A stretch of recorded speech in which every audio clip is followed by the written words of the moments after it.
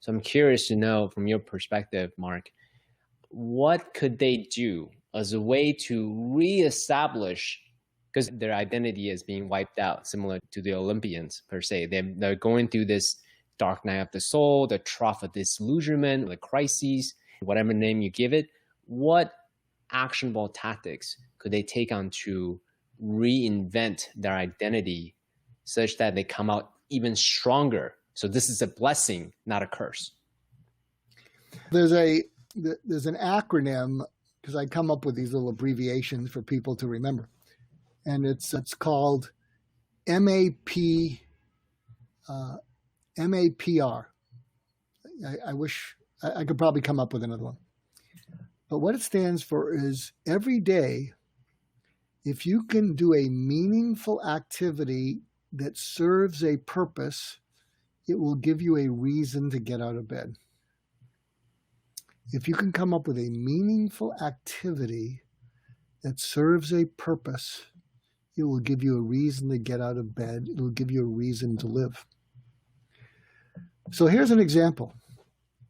One of the things I used to do, also I have a TEDx talk called What Made You Smile Today?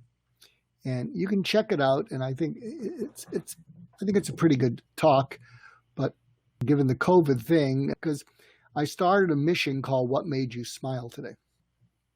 And the TEDx talk basically talks about, I speak about a friend of mine who had a drug addict daughter. And he didn't want to call her because she was always manipulating, making excuses. But he felt, I'm making her worse. But I hate to speak to her because she's always manipulating me. So instead, he started texting her every day. And he said, hey, honey, it's Dad. What made you smile today? And at first, she started talking about, oh, I thought you'd give me money. And he said, we've done the money thing. No money. And he just kept doing it every day, 5 p.m. And after about 6 weeks, he gets a text back from her. And she says, okay, Dad, if you must know, what made me smile today was knowing that you would text me. He started to cry. And that turned a corner. He started to cry because he realized we started to enjoy each other and it wasn't about being manipulated. Mm. And a couple months later, she was off drugs because she had felt like she was a burden. And the point is, as long as she was a liar, she was a burden.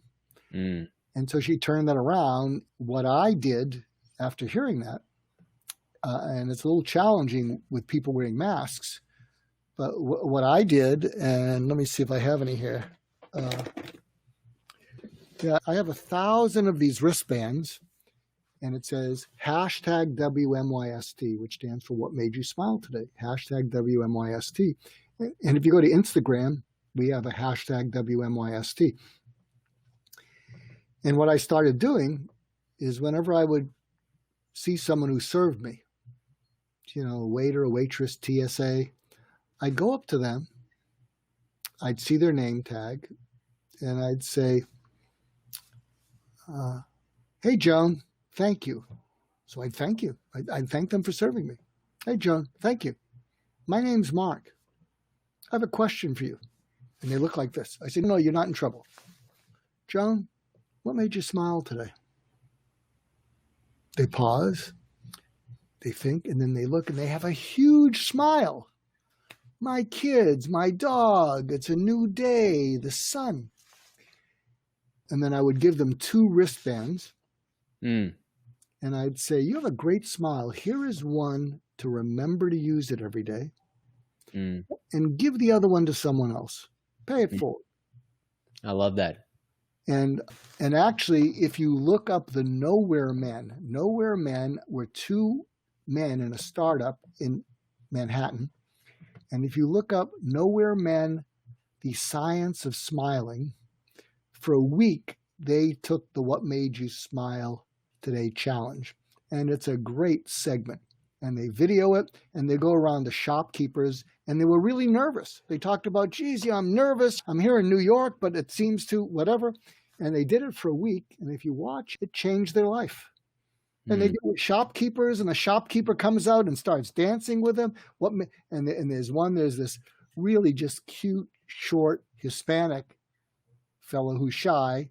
And they say, what made you smile today? And he smiles like You made me smile today. Mm. And so the point is that was going to be, and we may revive it, that was going to be a mission. As I said, it's a little challenging because people are wearing masks, but it's an example of what to do.